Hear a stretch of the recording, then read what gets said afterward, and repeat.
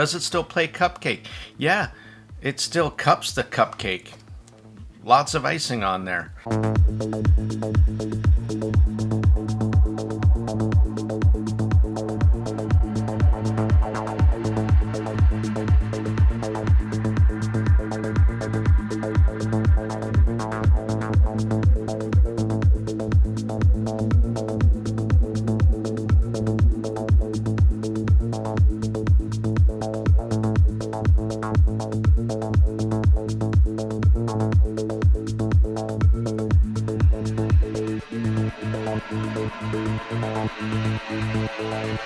As I was listening to this set completely sober.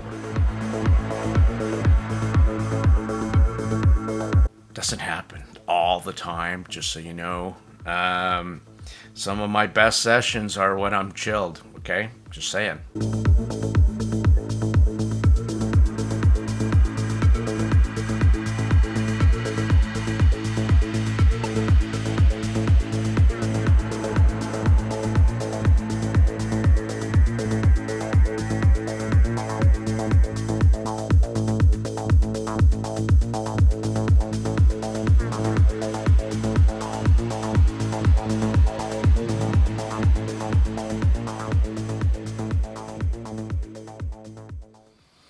Hello.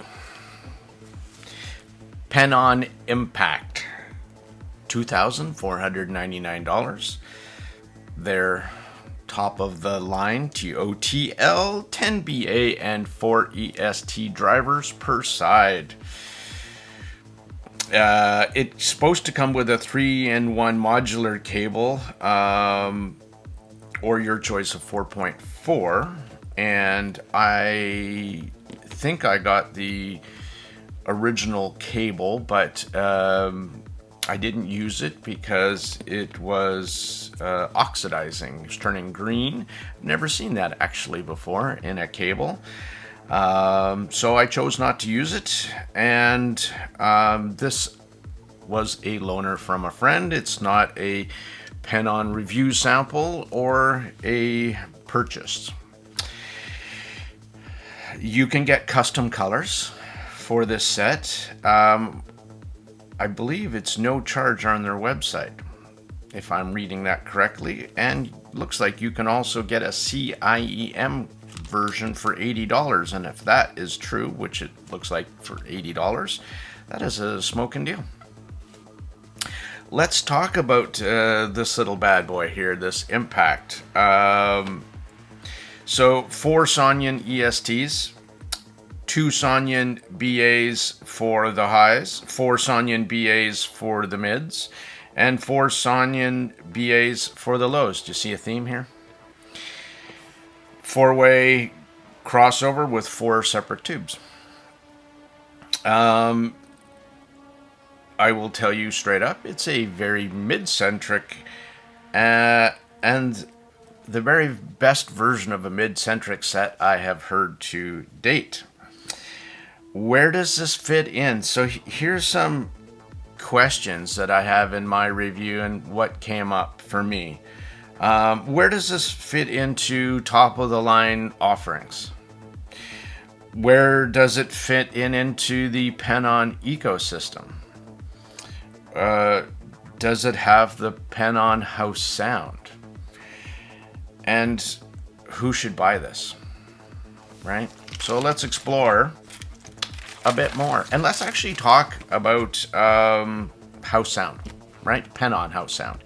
Now, when I first started my journey in the PENON world, my first set was the Globe. Now, it's a very bassy, dark set. And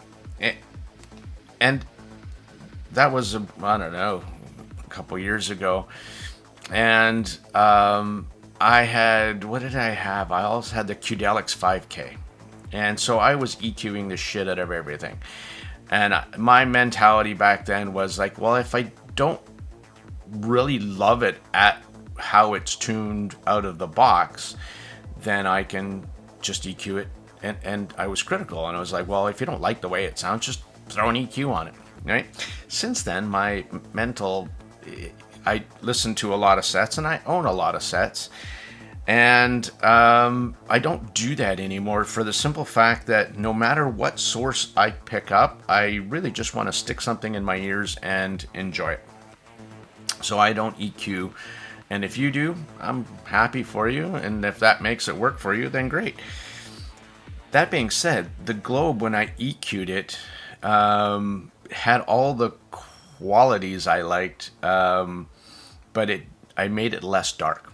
And to me, that's what I was told the PENON house sound was. It was lush vocals. It was thick, and it was warm, and it was slightly dark and like a chocolate chip cookie, all gooey and melty and shit. The cereal. I tried it twice because I heard so much praise about this thing, and both times I didn't get it. And again, I was stopped EQing at that point, because I kind of figure that if I have to EQ something, it's not for me. People were loving the bass of that thing and the tonality, but I get the tonality part about the three dynamic drivers. But I don't get the love of the bass for me. It just didn't resonate for sure. Now the Fan 2 came out, and I gushed over that one. I still do. I love it. I own it. I'll never sell it. Now it was saying that that was the first balanced, or the most balanced PENON that they came out with, and not dark and impactful, right? Mid-bass focused over sub-bass focused. What held that back for me was that the nozzle, it didn't hold it back for me, but it still makes it slightly uncomfortable when I put a different set in, is the nozzle shape and angle is wrong. It's the only way to say that.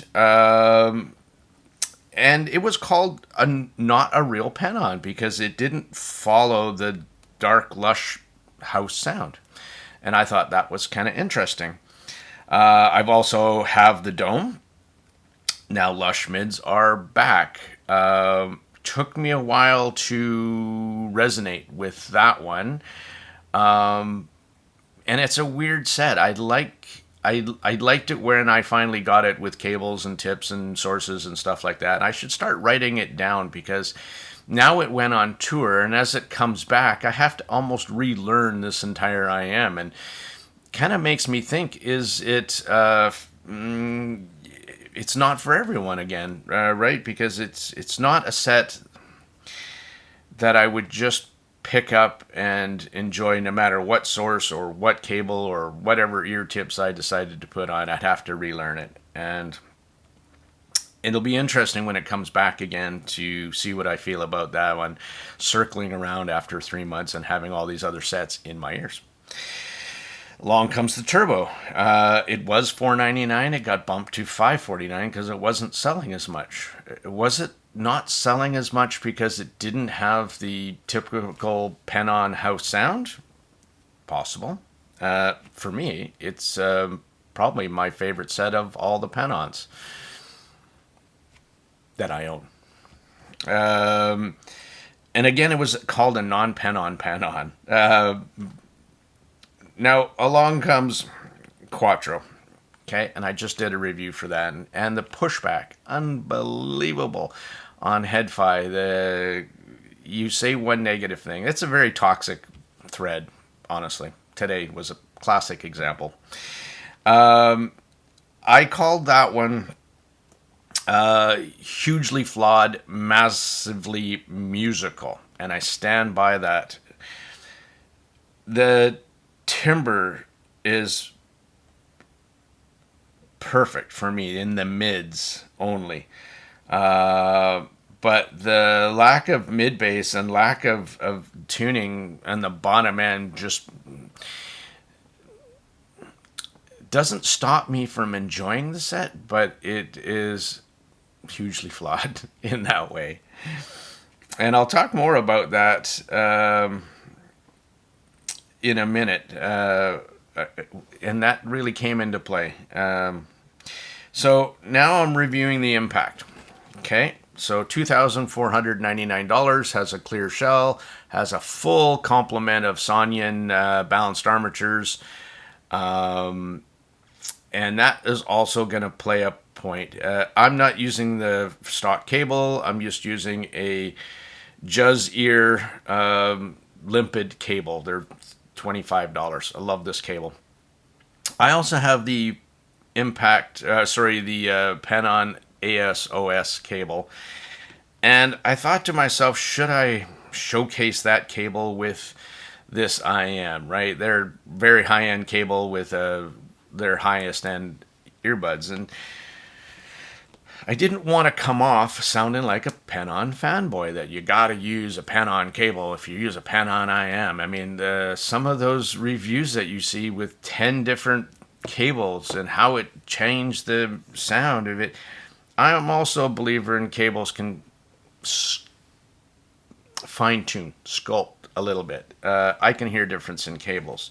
That being said, I do love that AOSO cable. I really do. It's the nicest, thickest, softest, most flexible cable that I own from PENON ISM. But that being said, this $30 Juz Ear cable sounded so close that I couldn't justify sounding like a shill. I didn't want to come off that way. My ear tips that I used for my impression are the Fayoul H570s. And they look like an Osla crystal tip. They're sticky like that. Not as sticky. And what they do is when it has a wide bore and it does shaped a little bit more like that, like a funnel. And I really like it how it does vocals. So if you have a vocal centric set, try this tip. It actually enhances it quite nicely. As a PENON flagship, mid-centric all-rounder, let me just give you a few track impressions. Do I like this set? I like this set very much. And let me tell you how I heard it with some tracks to give you an idea. My first track, My Immortal by Evanescence. These are just my notes that I wrote down as I was listening to this set completely sober. Doesn't happen all the time, just so you know. Some of my best sessions are when I'm chilled, okay? Just saying. I can always tell with my handwriting too, right? If it's like it's getting... anyway. Speechless, honestly, no words to describe how powerful, how moving the impact plays back this track. Like, damn, that is a pretty powerful statement right there. Vocals, piano, epic. And this was nice and clear handwriting, so I was not under the influence of any libations. Big League by Tom Cochrane and Red Ryder. This was the live recording, so I listened to this track for its sense of space, and the impact really does a good job with sense of the actual venue and the depth of the venue. So I really like this, how the impact played back this live recording. Alone Again by The Weeknd, and bass drops. So the bass drops and the bass of the impact I find are BA bass. And that's not so much of a negative thing for a mid-bass lover, that I like the more impactful bass. But you could tell that the Sonyan balanced armatures do a really good job, but they still missing the weight and the decay of a dynamic driver. And because of the impact's tuning isn't bass focused, you don't focus in on what you're missing per se. It as just a nice amount, but it's not elevated and it's not recessed. It's just there. And I'll talk about mid-centric tuning in a bit. Leave It by Yes. Holy Trippy 3D. Acid Trip, Just saying. Huge grin, shit-eating one. No libations. Wild Ones, Flow Rider, and Sia. I listened to this just for fun, right? I mean, a set like this is one of those hard ones because you enjoy the music, you enjoy the replay, you enjoy the playback, and you don't really want to put your hat on of the critical listener hat. And I said that again in the Quattro review. I said I had two hats going on. I had the I don't know if you ever heard that expression. It changes your role. So you put on a hat, and 1 minute you're a critical reviewer, and the next minute you're just an audio enthusiast, right? So just for fun, the Impact, Can You Show Me Your Wild Side, I wrote. You bet. It's still mid-forward. That's how this set presents. It's a mid-centric, mid-forward set. So that's what makes modern rock and pop tracks wonderful on this IM. It really does. And that will come into Who Is This For later on. Curtains by Janet Jackson. Bass is bouncy, boomy, in a way, surprisingly so. I kind of like it. It's not overdone, but plays nicely again to pop and rock. I was in a mood, obviously, for this kind of stuff. Crazy Train by Ozzy. Ozzy sounds exactly like fucked up Ozzy. It was so much fun to listen to. Shit, and now I'm gonna have to. Now I did it again, so I can say it. So now I have to post that I put 2 swear words in my video, so I don't get flagged. God Moving Over the Face of Waters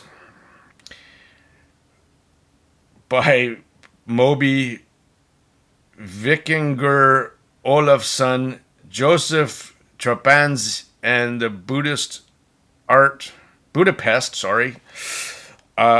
Orchestra. What was my notes on there? It made me cry. It was so beautifully done. Doesn't happen often.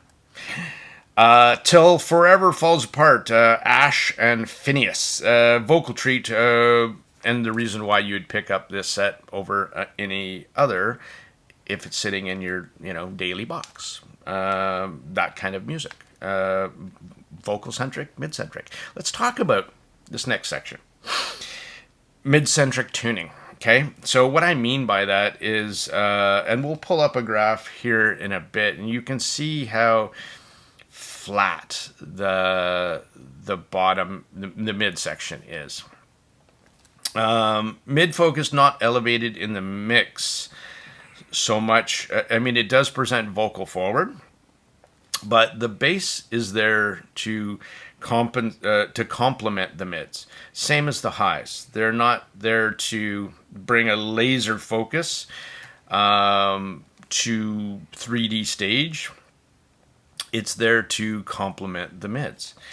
And the mids are incredibly natural. They have a fluid, effortless replay. They really do. One of the best I've ever heard. And that had to do with those Sonyan balanced armatures. Now, if you've ever heard me say that before, my preference is, from all my experience of all the IMs I've listened to, I've come down to where the fact that I know I like dynamic driver bass.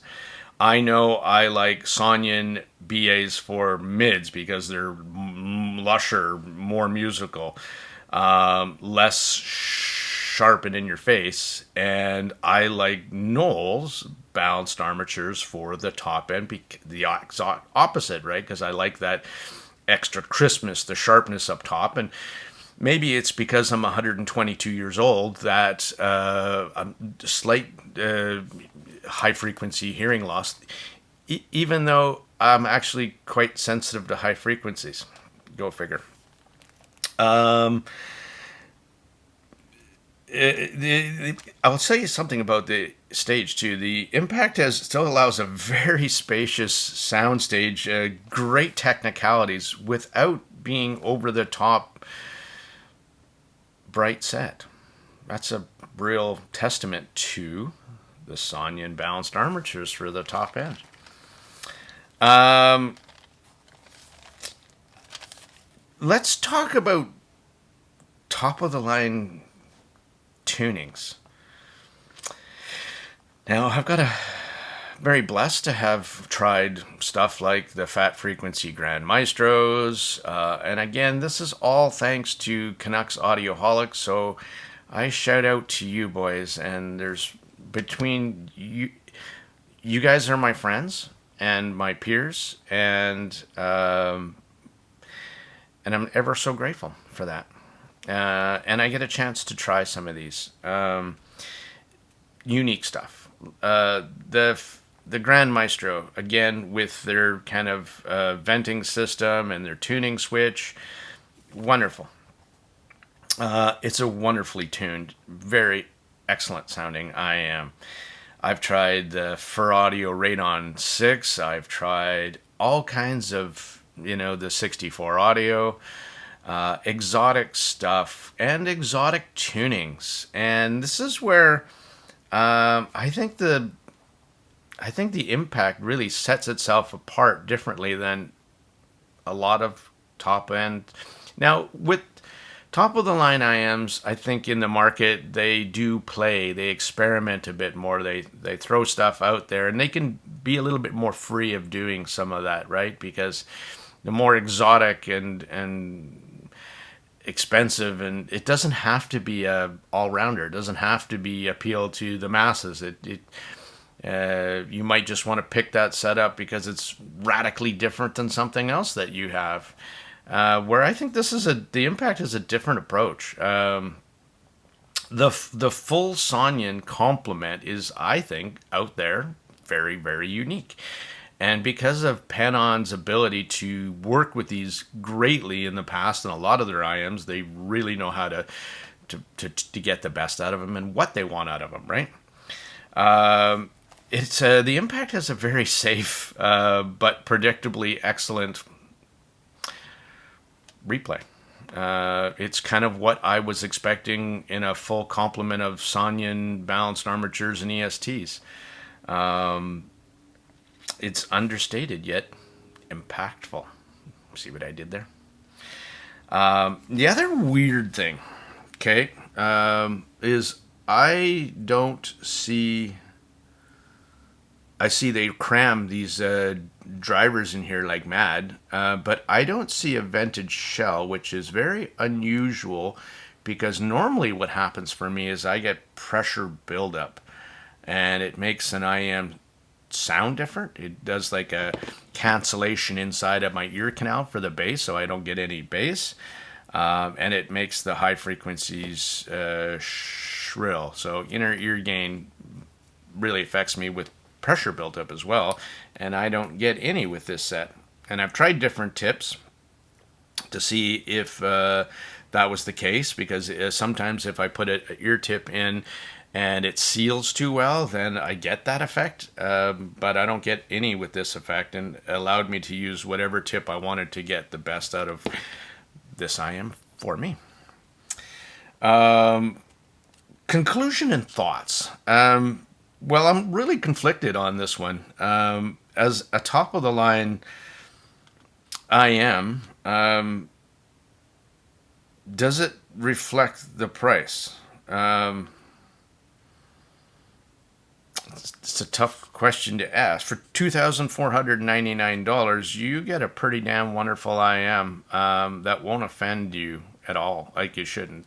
Or maybe you're easily offensive. Offensive? Maybe, I don't know. One of us is offended or offensive. Does it perform like other top-of-the-line IMs on the market? Again, I don't think so. Because it went for a very safe tuning. It didn't try to do a bone conduction driver and try to implement that. It didn't use a planar in the mix. It didn't try to go exotic, right? It just went with known balanced armatures and ESTs that were known to perform well. It probably doesn't help in the fact, though I know you can get, you know, different shells and stuff, but the way it comes out with the white top and the, sorry to say, cheap looking lettering, I'd be a bit disappointed if I didn't make my own custom shell. Just saying with that. It just looks cheap and boring. Sorry. Here come the axes from the PENON fanboys. So does it perform to top of the line? Yes, I think it does. Though, is the question, is it too safe? Did they make it too safe? And kind of happy for that. I mean, if it's nice to have a $2,500 set that you can pick up anytime. You don't have to worry about what source you're using. You can just enjoy it. Stick it in your ears, no matter if you're using this DAP or that dongle or a desktop stack or whatever you're using, and you know it's pretty safe. So it wasn't really, and I used the Ibasso DX170, the Shandling M8, my two different desktop stacks with the Geshelli stack and the Topping A90D stack with the other Geshelli Labs. And last night I was listening to it on the XD05 Pro as well with the ESS stack. And my conclusion is I liked it with everything. So that's rare. And I like that about this set. A mid-centric tuning, is this going to be for everybody, though? Who's this for? With forward vocals, I don't think it will be for everyone, but if you enjoy that kind of presentation, and like I said, I think it is the best version of mid-forward, mid-centric I've ever heard. Nothing is overdone or understated. Bass is there, and it's there when it needs to be, and again it's helping out the mids, and the highs are there, the details, the special placement, everything is there in place. So there's really not a bunch of negative to talk about on this set other than it's just really understated but sonically excellent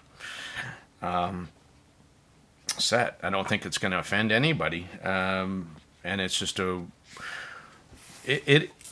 wish I owned it. I wish it was my set, because when I wanted to listen to female vocals or just I would pick up this set. It would be my first go-to for sure. That is my overall thoughts on the impact. I think that's what I wanted to convey and bring out. So to answer my own questions, is this a top-of-the-line IM?